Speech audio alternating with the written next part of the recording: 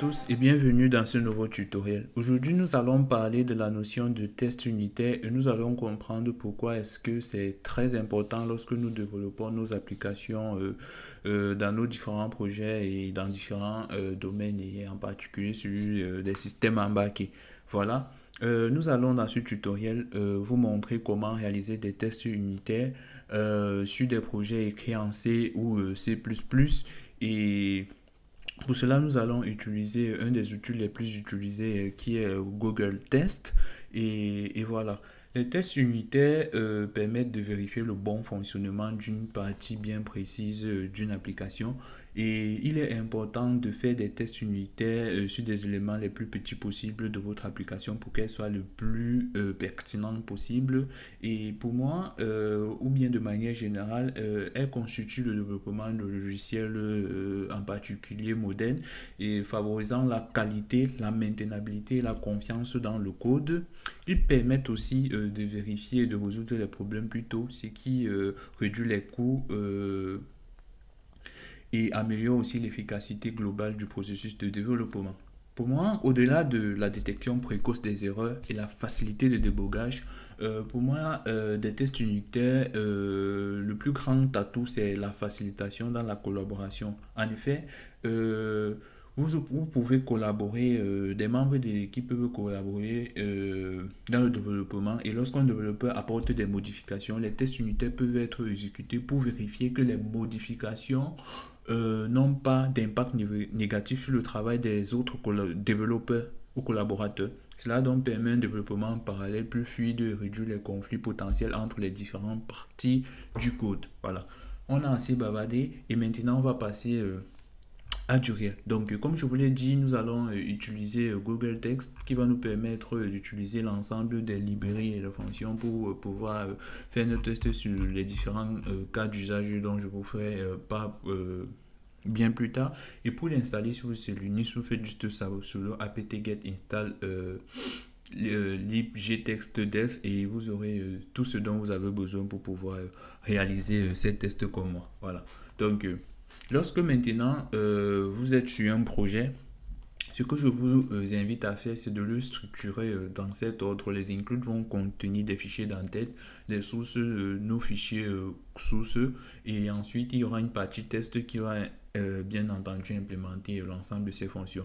Donc ce qu'on va faire, c'est de parcourir tour à tour ces fichiers et de montrer à quel point ils pourront être importants pour facilement réaliser ces différents tests. Voilà. Donc la fonction main, c'est la fonction principale qui va exécuter le code qu'on veut et des fonctionnalités qu'on a développées. La fonction en tête va pouvoir lister tous nos prototypes de fonctions et nos classes, nos variables qui vont être utilisées dans d'autres fichiers, que ce soit tests ou principaux. Voilà, donc il faudra juste bien inclure l'entête au début pour que les fonctions puissent être reconnues. Ensuite, maintenant, nous aurons la partie fonction. Nous incluons aussi bien l'entête. Et là, nous allons maintenant développer l'ensemble de nos différents codes. L'idée n'est pas de s'appesantir sur comment a été fait ces fonctions, mais plus sur les tests de ces fonctions. Donc, en termes de fonctionnalité, j'aurai une fonction qui va permettre de dire si un nombre est de retourner le factoriel d'un nombre, de dire si un nombre est premier ou pas, et de retenir le max et le min d'un tableau qu'on a passé en entrée. Voilà. Donc, une fois ceci fait, nous allons maintenant passer à la partie test qui est très importante. Et je vais d'abord toucher ce test main. C'est pas vraiment le test de ce fichier source, mais c'est un ce fichier il est important pour appeler cette fonction roll all test qui va nous permettre d'exécuter tous les tests qu'on aura fait sur nos différentes fonctions. Voilà. Donc, une fois que ceci est précisé, c'est important de inclure la librairie gtest qui va nous permettre de reconnaître les différentes commandes et réaliser ces différents tests. Donc, là maintenant, dans notre application, on va réaliser un certain nombre de tests et c'est important d'inclure cela, sinon tous ces tests ne seront pas reconnus. Nous allons faire un certain nombre de tests sur des tableaux et Vous voyez cet aspect un peu bouchonné. Donc, on fait tous les tests en parallèle pour s'assurer que nos différentes fonctions qu'on a mis sur pied puissent fonctionner, même si des fonctions pourront être imbriquées. Là n'est pas le cas, c'est vraiment de rendre ça l'unité la plus simple possible. Donc, nous allons faire des tests sur la fonction factorielle pour voir si lorsqu'on passe un nombre en négatif, lorsqu'on passe un nombre nul, lorsqu'on passe un nombre positif, qu'est-ce qui se passe.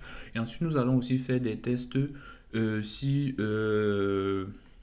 nous allons aussi faire des tests sur la fonction pour déterminer si un nombre est premier ou pas, en passant par exemple des valeurs négatives et en passant quelques valeurs les plus triviaux pour voir, trivial autant pour moi.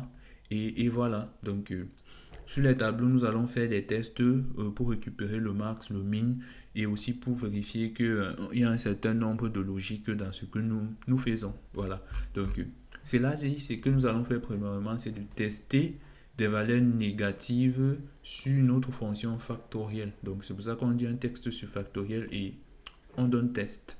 Et là maintenant, on va utiliser un certain nombre de logiques. Et je reviens donc là. Généralement, il y aura, lorsque vous utilisez Google Test, des expect et des assay. Les assay vont mettre un arrêt direct lorsque vous allez exécuter vos tests unitaires. Avec le assay, ça va mettre arrêt une fois au test. Par contre, le expect va tester et s'il y a une erreur, va passer à au prochain test unitaire et continuer son cours de développement. C'est ce que j'avais besoin de préciser. Et là, on va revenir sur notre cas d'application. Donc, le expect EK veut dire equal. Donc, on s'attend à ce que le factoriel de moins 5 soit égal à 1. Voilà, donc pour des nombres négatifs. Et le GT signifie greater than. Donc, on s'attend à ce que le factoriel de moins 10 soit supérieur à 0. Autrement dit, soit supérieur à 1. Voilà. Donc, on fait encore des tests sur le factoriel et là, le cas 0. Donc, on veut se rassurer que lorsqu'on fait factoriel de 0, on a bien 1. C'est pour ça qu'on met expect equal. Voilà. Donc, enfin, on fait maintenant quelques cas triviaux sur le test de 11. On s'attend à ce que le factoriel de 1 nous donne aussi 1 et de 2, ainsi de suite, 3, ainsi de suite, 8, ainsi de suite. Puis on passe sur le test prime. Voilà. Maintenant, ce qu'on doit faire, c'est quoi? On va tester déjà si des nombres négatifs sont... Si on peut, notre fonction peut faire des tests sur des fonctions négatives, par exemple. Donc, on va se rassurer, par exemple, que...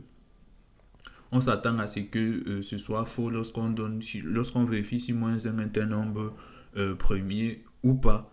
Ou alors si moins 2 est un nombre premier ou pas. Après, on fait encore quelques tests triviaux.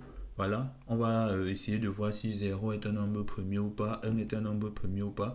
Et on a cette possibilité d'envoyer un message, par exemple, lorsque on s'attend à ce que ce soit vrai, que 3 soit un nombre premier et que 2 aussi soit un nombre premier. Et dit bien si c'est faux, alors le message sera affiché. Donc si notre test n'est pas vérifié, alors on peut mettre un message personnalisé pour afficher cela. Donc c'est important de le noter et on fait encore d'autres tests. On s'attend à ce que ce soit vrai, on s'attend à ce que ce soit faux. Voilà. Maintenant, ce qu'on va faire, c'est faire des tests sur d'autres fonctions qui permettent de récupérer le min et le max dans un tableau. Ici, on considère que ce sont, pour le tableau moy, on considère que ce sont des moyennes. Et pour une moyenne ne peut pas être inférieure à 0 ou supérieure à 20. Et si ça, c'est juste un tableau random qui, on va s'attendre à ce que ça nous donne comme min moins 1 et comme max 27. Voilà. Donc, je reviens là maintenant. Je récupère le max. Je m'attends à ce que ce soit 27. Et que gen. Donc, là maintenant, j'appelle ma fonction, même pour faire le test. Ça prend en entrée le tableau et ça donne la taille. Et ensuite, je vais encore faire un autre test pour dire que je veux vérifier s'il y a égalité, si le min me donne bien moins 1. Et ensuite, en dernier, je vais tester des inégalités. LT signifie lower than. Donc, je m'attends à ce que le max de notre moyenne soit inférieur à 21 autant pour moi. Donc, si c'est supérieur à 21, c'est que c'est plus une moyenne. Donc, on a soit mal entre la note. Et je m'attends aussi que le min soit supérieur à 0. Donc, si le min me donne -1. Là, je pense que c'est une erreur et c'est quasiment impossible. Donc, voici comment on réalise facilement des tests unitaires avec Google Test. Et tout ce qu'on a fait maintenant, c'est de définir comment on va exécuter ces différentes fonctions. D'où l'intérêt maintenant d'avoir un Makefile qui va nous permettre de créer facilement ces différents tests. Donc, je vous invite à regarder la vidéo précédente que j'ai réalisée qui montre comment utiliser ces Makefile et pour facilement automatiser la création de nos différents exécutables. Donc, là, on va venir là et ce qu'on va faire maintenant, c'est de tester nos différentes fonctions. Donc, là, j'ai besoin de mon compilateur G++, vu que je fais du C++, j'écris des codes en C++. Et là, ce sont des arguments qui vont être passés lors du processus de compilation. Vous précisez par exemple quelle version du C++ on utilise et générer des erreurs au cas où.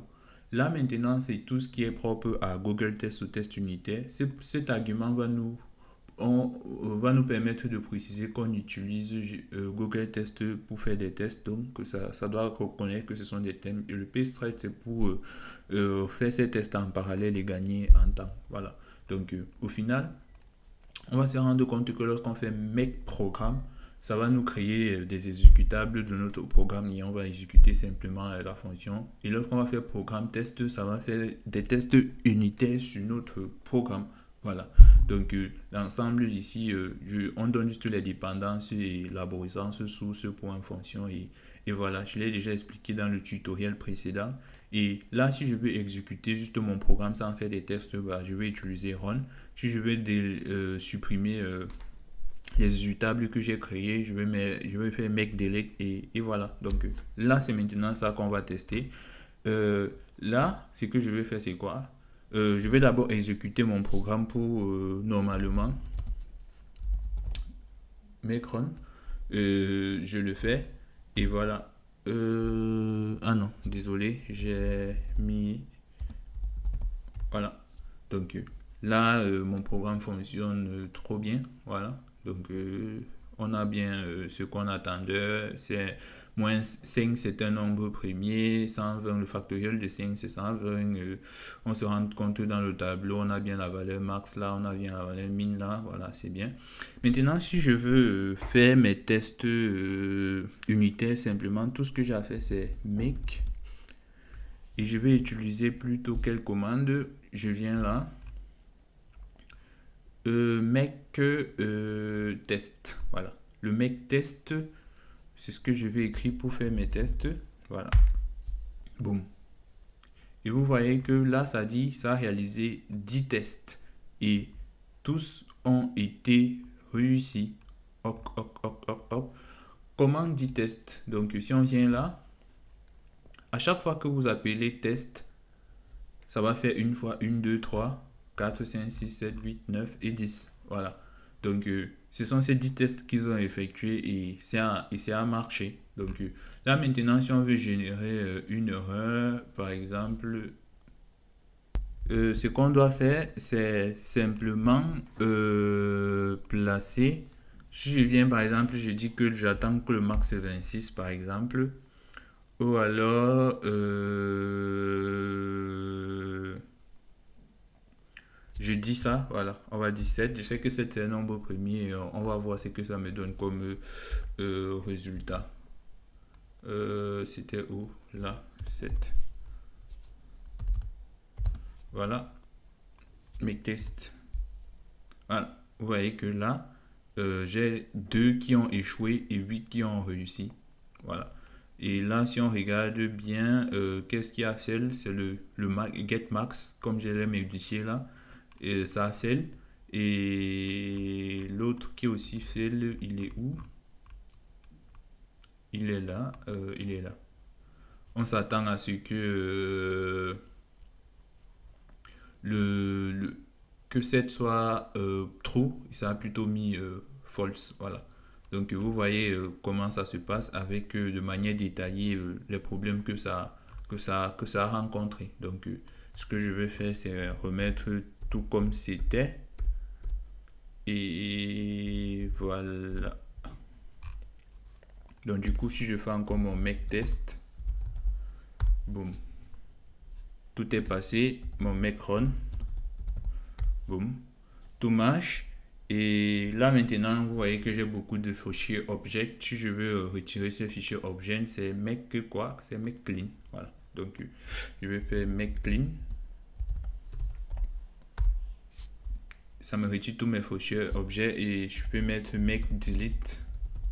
Et ça va venir supprimer mes programmes de test. Voilà. Et c'est tout. Et là, on est encore comme au début. Donc si je peux me résumer, tout ce qu'on a fait, c'est de définir nos différents tests unitaires. Et dans TestMain, on va run tous ces programmes. Et une fois qu'on a fait cela, on précise comment on veut exécuter. Donc, avec le test, ça va me run le programme test. Et le programme test dépend de quoi? Dépend de ces différents fichiers-ci là. Et avec des flags qui vont nous permettre de compiler cela en utilisant des tests unitaires comme vous pouvez voir là de Google Test. Et ensuite qu'est-ce qu'on fait simplement, c'est make test et vous voilà, encore tout se passe bien, nos 10 tests ont bien réussi avec les informations y afférentes. Voilà, parfait, c'est tout bon et tout le monde trouve son compte fastoche. Voilà, donc c'était l'ensemble de ce que je voulais vous présenter dans ce tutoriel et à la prochaine vidéo.